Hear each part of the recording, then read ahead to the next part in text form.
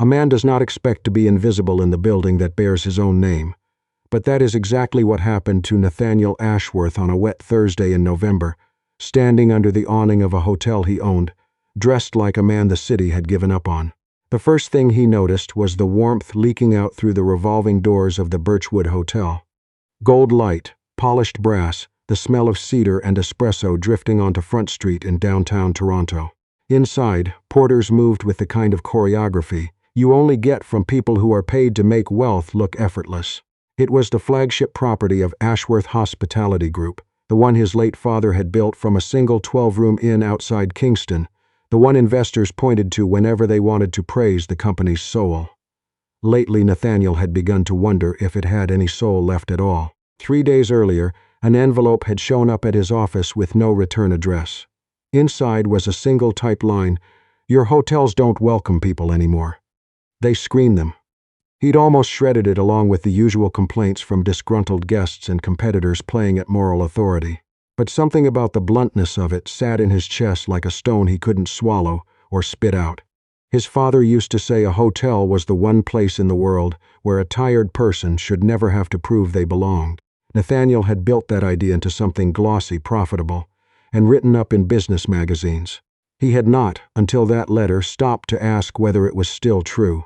So he crossed the street in a coat that smelled of someone else's life, a wool toque pulled low, 3 days of beard he hadn't shaved on purpose, and $22 in damp bills folded in his fist.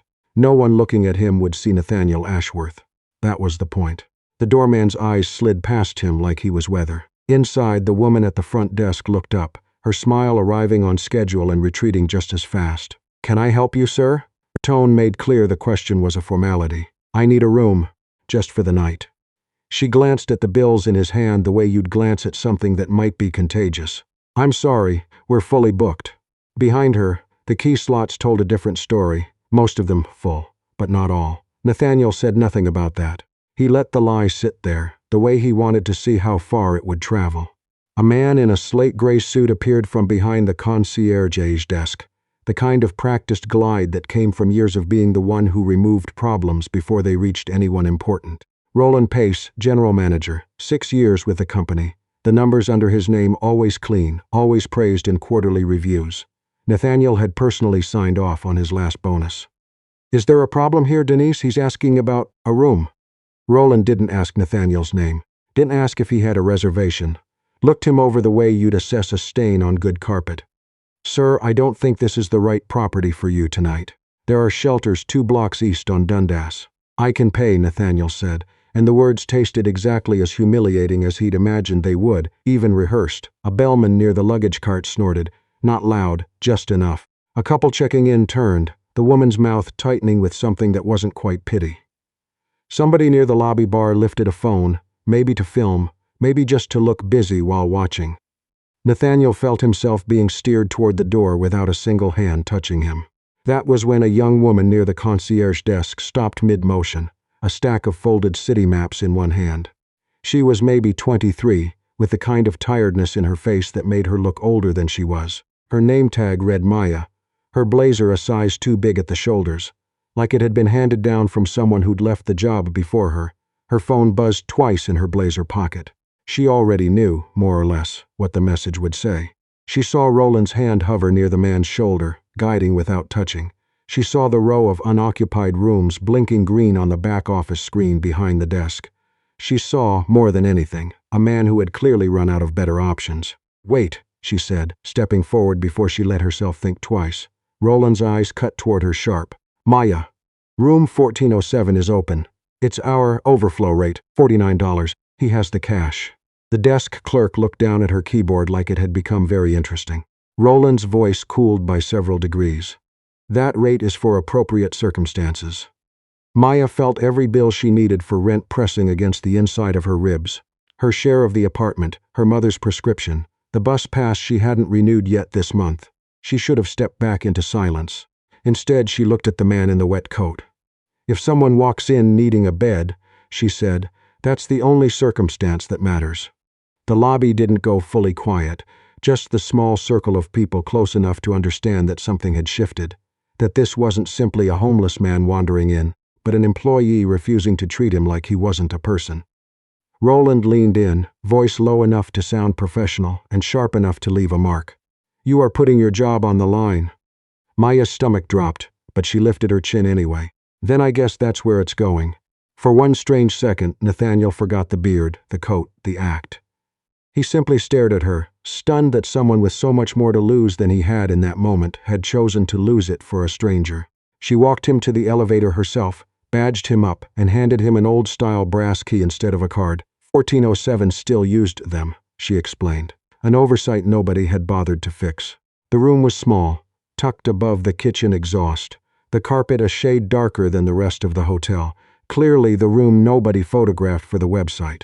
She didn't make a show of kindness. She didn't lower her voice into the trembling register people used when they wanted credit for compassion. She simply set a bottled water on the dresser and said, "It's not the Ritz, but it's a door that locks," before disappearing back down the hall.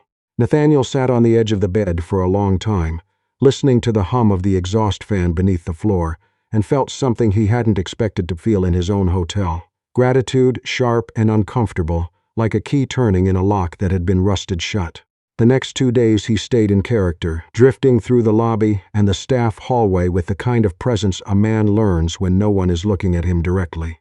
He watched Maya work double the tables she should have, covering for a coworker out sick, smiling at guests who barely looked up from their phones to thank her. He watched a line cook in the kitchen, a young man with a careful, accented English, get corrected on his pronunciation before being corrected on a broken dish, in that order. He watched Roland glide between VIP guests with a warmth that switched off the instant he turned towards staff, like flipping a breaker. None of his quarterly dashboards had ever measured any of that. He had numbers for occupancy, for guest satisfaction scores, for average revenue per available room. He had nothing that measured the particular cruelty of being corrected for your accent before your mistake. On the second evening, Maya's phone rang while she was restocking the breakfast nook. She stepped into the stairwell to take it, not knowing Nathaniel was 2 steps behind her, refilling a coffee urn that didn't need refilling. He caught fragments. "Mom, did you take it with food this time?" "No, don't wait for me, just take it." Her voice had a practiced calm to it, the kind built from doing this exact phone call too many times. When she came back out, her face had been smoothed flat again, like a bedsheet pulled tight to hide what was underneath. "Everything okay?" he asked, before he could stop himself. "You're nosier than the auditors," she said. Then softer, like it surprised even her, "My mom, diabetes. She forgets, or she pretends to forget. I can't always tell which. You should go home. And pay rent with what? My good attitude." The answer came too fast, too rehearsed, the kind of line she'd clearly said to herself in the mirror more than once. It was Roland who found them talking. "Maya, Mr. Voss and his group are arriving in 20 minutes for the donor reception. If the East Lounge isn't perfect, you're the one explaining why." He didn't even look at Nathaniel. To him, the man in the toque had already stopped existing. Nathaniel watched her transform. Gracious, attentive, pouring wine for men who wouldn't remember her name by morning, her wrist tight from the weight of the tray, never once letting her smile slip. Each time she passed the corner where he'd settled with a coffee, she checked on him without making it a performance. A refill here, a packet of crackers there. Like a habit she couldn't switch off even under pressure. One of the donor's guests noticed him eventually, an older man in a tailored coat, watch flashing under the chandelier. He murmured something to Roland that wasn't murmured quietly enough. "Is the lobby vagrant part of tonight's ambiance?" Roland's jaw tightened. He crossed to where Nathaniel sat. "Sir, I need you to relocate." Maya stepped between them before she'd fully decided to. "He's not bothering anyone. Maya, this isn't a debate." "If a fundraiser for housing equity," she said, voice low but steady, nodding toward the banner above the lounge door, "can't survive the sight of an actual person without housing, maybe the banner's the problem, not him." A few heads turned. Roland's expression went somewhere cold and final. "Finish your shift, then you're suspended pending review." For 1 second, her composure cracked. Not much, just enough for Nathaniel to see the math running behind her eyes. Rent, her mother's insulin, the bus pass. Then she smoothed it over and said, "Understood, Mr. Pace," and went back to pouring wine like nothing had happened. Nathaniel's hand tightened around his coffee cup hard enough to hurt. He could end it right there, stand, peel off the act, watch Roland's face collapse in real time. But the impulse caught in his throat before it reached his mouth. If he saved her with his title, the story would flatten into something simple. Kind employee, cruel manager, problem solved, statement issued. Nothing underneath it would actually change. Roland wasn't the disease. He was a symptom of a chart Nathaniel himself had approved, the one that rewarded check averages and called it excellence. He stayed in the chair, not because it was easy, because for the first time all week, he understood that shame alone wouldn't be enough. He'd need proof. He'd need to actually deserve the room she'd given him. She left through the staff entrance after midnight, the November rain turning the alley behind the birchwood into a long gray mirror. She still had her blazer folded over one arm, badge clipped to the strap of her bag, suspended pending review echoing in a voice that had learned, over the years, exactly how to sound like paperwork instead of cruelty. A voice came from near the dumpsters. I wanted to say thank you. She turned, and for one exhausted second almost laughed, because if she didn't laugh she might sit down right there on the wet pavement and not get up. Thank you doesn't cover rent, she said, and immediately felt cruel for saying it, which made her angrier because she'd lost her job over a stranger and now felt guilty for sounding tired about it. She started toward the streetcar stop. After half a block she realized he was still behind her. Are you following me? No, not like that. That's possibly the worst answer I could have given. He looked genuinely embarrassed, hands shoved into damp sleeves, shivering in a way that wasn't performed. Something about the honesty of it softened her, just slightly. There was a 24-hour diner 2 blocks down, the kind with cracked vinyl booths and burnt coffee, run by a woman named Pearl, who called everyone Love with deep suspicion. Maya bought 2 coffees with the last of her tip money and sat across from him, too tired to pretend she wasn't furious. He asked why she'd risked her job.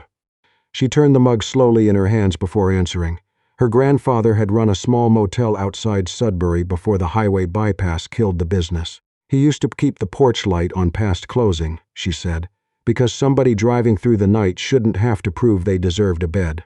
She'd grown up thinking that was simply what hospitality meant. Then she'd started working in places where hospitality came with a dress code and a manager who could price a person's worth before they'd finished a sentence. Her phone buzzed. Her mother, she answered immediately, the practiced calm sliding back into place. Did you eat first? Did you check your sugar? No, don't wait up. When she hung up, her coffee had gone cold. I should get home, she said. He walked her, not close enough to crowd her, not far enough to seem like he didn't care. Her building had a buzzer that only worked if you held it down for 10 full seconds. Inside, the apartment was small but carefully kept. A glucose meter and a stack of insulin pens lined up on the kitchen counter like a small army, a calendar with appointments circled in red. Her mother, propped on the couch with a blanket over her knees, smiled too brightly when Maya walked in, the way people do when they want to seem fine for someone else's sake. Maya checked the glucose log with the same exacting precision Nathaniel had once watched his own CFO use on quarterly projections. Then, almost as an afterthought, she ladled some soup from the stove into a container. For Mrs. Delacroix down the hall, she explained. Her knees act up when it rains like this. Nathaniel stood in the doorway in his borrowed lie and felt something in his chest go very quiet. Her kindness wasn't abundance. It was a tax she kept paying out of almost nothing. The next morning Nathaniel returned to his office in a charcoal suit, beard gone, hair combed, every trace of the man from room 1407 scrubbed away. His COO, Priscilla Whitlock, was waiting with the internal reports he'd requested before sunrise. She'd worked with him long enough not to ask why he looked like he hadn't slept. He told her what he'd seen. She wasn't surprised, which made him angrier than he expected. Then she said the part he least wanted to hear. The Birchwood wasn't an outlier. Ashworth Hospitality rewarded managers for occupancy, reduced labor costs, and brand protection. No one's bonus was tied to whether a man got a bed. No one was promoted for treating a person with dignity if it didn't move the spreadsheet. He pushed back automatically. She let him, then slid a folder across the desk, his own signature on policy changes from 2 years back. His approval had made cruelty efficient, quietly, on paper, the way most cruelty gets made efficient. They reviewed security footage that afternoon. Roland turning away guests who looked the wrong kind of tired. Roland trimming staff breaks. Roland funneling service charges into an account that never reached the people who'd earned them.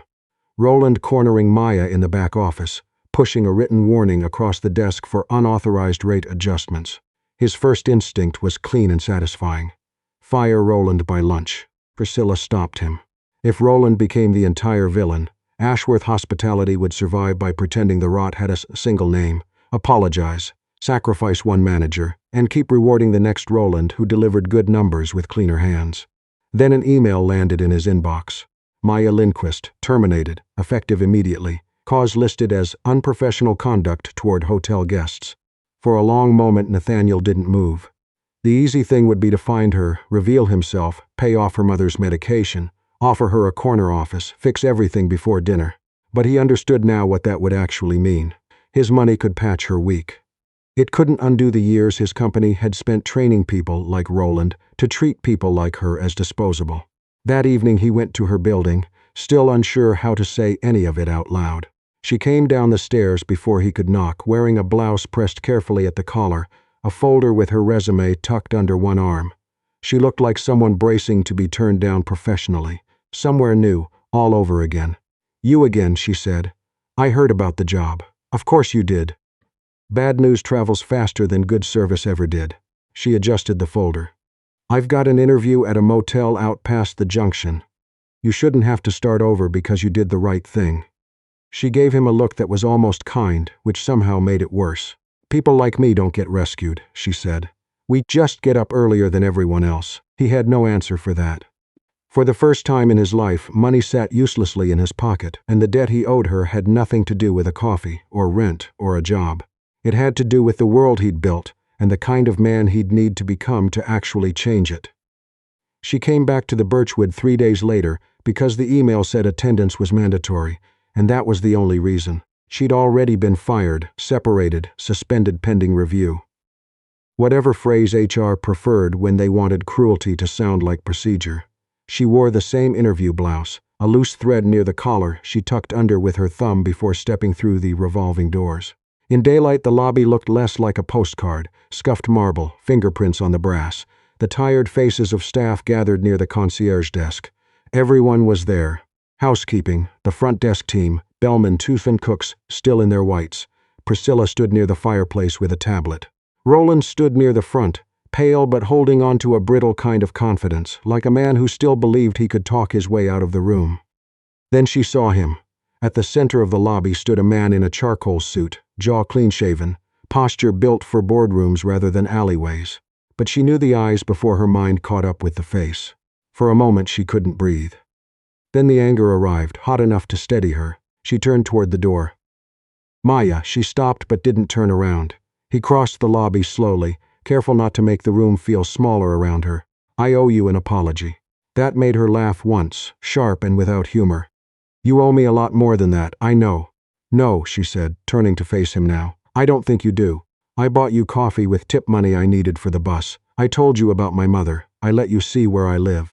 I went to bat for you because I thought you were a man people had decided not to see." Her voice shook but didn't drop. "And the whole time I was part of your little experiment." The room went still. Nathaniel didn't defend himself, which somehow made her angrier. "You turned my situation into evidence," she said. "You turned my decency into a performance review I never signed up for." The words landed, and he let them. "You're right," he said quietly. "And I'm sorry." She looked away first, because if she kept looking at him she might believe the apology mattered before it had earned the right to. Priscilla called the room to order. Nathaniel didn't stand behind the desk or near the fireplace. He stood in the middle of the lobby, where everyone could see him and no one could pretend he was speaking to just one person. He started with Roland. The evidence wasn't vague. Payroll records, footage, edited timesheets, complaints that had quietly disappeared before reaching regional review. Roland tried to explain it away, said the Birchwood served a particular clientele, said brand experience required judgment calls, said staff understood that not everyone who walked through the door was actually a guest. Nathaniel asked, simply, who had taught him that. Roland went quiet because the honest answer wasn't one memo. It was every bonus, every review, every quiet promotion, handed to managers who kept the wealthy comfortable and the inconvenient invisible. "Roland Pace is terminated. Effective immediately," Nathaniel said. But this didn't start with him, and it doesn't end with him either. He told the room that Ashworth Hospitality had spent years measuring the wrong things. Occupancy, spend, brand polish, never dignity. He announced an independent audit across every property, full repayment of withheld gratuities, a review of scheduling practices, a wage floor above legal minimum, a reporting line that bypassed local management entirely, and a written policy. Anyone who walked through the door tired or in need would be treated as a guest. Full stop, no exceptions made by appearance. He didn't say Maya had saved him. He didn't turn her into the moral decoration of his own redemption arc. Some employees cried quietly. Some looked almost afraid to believe him. Afterward, he offered her a position, better title, full benefits, a training track. She lifted a hand before he could finish. No, you don't get to fix my dignity with a new title. He lowered his eyes. Before he could answer, noise rose from the street. A local reporter had gotten wind of the story. A small crew already setting up cameras on the sidewalk. Someone had already drafted a headline in their head. Hotel heir disguises himself as homeless man. Employee shows him kindness. His instinct was to shield her, get her out the back. She looked past him, at the cameras, then at the staff lined up behind her. No, she said. I'll talk to them. He stepped aside and let her pass. The reporter rushed toward her, hungry for tears and gratitude. A clean little clip about the poor employee who changed a rich man's heart. Maya gave her none of it. She said she hadn't saved a CEO. She'd given a tired man a key to a $49 room. That shouldn't have been remarkable. If you turn this into a fairy tale about one rich man learning a lesson, she told the camera, you'll forget every worker who still gets punished for being decent on the clock. She said a bed shouldn't make headlines only because the person sleeping in it turned out to have money. The reporter had no clean follow-up. Behind her, Nathaniel watched in silence, and for the first time he didn't see an employee, or a witness, or even the woman whose kindness had shamed him into changing. He saw someone brave enough to refuse the comfortable version of the story. When the cameras lowered, he offered her a ride home. She shook her head, still angry, still hurt, still unemployed by choice for now. Maybe someday she'd believe the apology. Maybe someday see whether anything had actually changed once the cameras left. But not that day. If you want to make it right, she said before walking off, don't make me the story. Fix the place that made decency dangerous to begin with. Months passed. Ashworth hospitality wasn't fixed. Not completely. Not overnight. Because companies don't grow a conscience just because one CEO got caught feeling ashamed in public. Some managers resisted. Some board members complained about margins. Some guests wrote indignant reviews about declining standards. Nathaniel read every single one and, for the first time, didn't mistake their discomfort for his own failure. Gratuities were tracked transparently now. Schedules included protected rest days. Several properties began offering a standing room rate for anyone who needed a bed for the night. No questions, no judgment. Underpaid staff received back pay with letters that didn't ask them to be grateful for what they were owed. The company launched a hiring program for people shut out of hospitality work because they lacked the right address or the right references. The press didn't treat him like a hero. Some said he'd only changed because he got caught. He didn't argue the point. When Priscilla asked if that bothered him, he told her the truth. Being seen as good mattered less to him now than doing something good after being seen clearly. Maya didn't come back to the Birchwood right away. She took a front desk job at a small inn near the harbor where the coffee was burnt, but the owner knew every regular's name. At night, she started a hospitality management certificate. Her mother's numbers stabilized with a new routine they built together. Nathaniel emailed occasionally, never begging, just updates. Tip restitution finished in Ottawa. Reporting line live across all Ontario properties. You were right about independent oversight. She read every one. Sometimes she replied with a single sentence. Sometimes she didn't. Eventually they crossed paths again through a project the company funded, a winter shelter partnership called the Standing Light, with one condition Maya insisted on. It had to be run by an independent community board, no glossy press releases, no photo of the smiling CEO, no turning a cold night into a marketing campaign. He agreed to every term without negotiation. On opening night, he invited her back to the Birchwood. He didn't ask her to give a speech. He didn't put a camera anywhere near her. He simply waited near the front window, where a small table sat with a clean cloth, warm bread, and a handwritten card that read, "Reserved for someone who deserves to be seen." It wasn't a forgotten room above the kitchen anymore. It stood right where anyone walking in could see it. For a while, neither of them said anything. Then he told her he used to think hotels sold experiences. She looked at him, waiting. He corrected himself before she had to. They're supposed to give people somewhere to rest. That almost made her smile. Almost. She asked if he still planned on disguising himself whenever he wanted the truth. He shook his head. I'm trying to learn how to walk into a room as myself. This time she did smile. Then you can sit with me, she said, but you'd better tip properly. He laughed, low and grateful, and they sat together, not as a CEO and a former employee, not as a rescuer and the rescued. Just two people sharing bread in a hotel that had finally remembered what the lights in the window were for. Kindness shouldn't need a disguise, a hidden test, or a wealthy man's guilty conscience to count. A person shouldn't have to prove they matter before someone treats them like they do. Nathaniel's regard for Maya hadn't started the moment he revealed who he was. It started the moment he understood she'd given him a room when she believed he had nothing to offer in return. And her forgiveness, when it finally came, didn't start with a better job or an apology. It started when he stopped trying to rescue her and started doing the harder thing, changing the room so nobody else would ever have to beg for a key.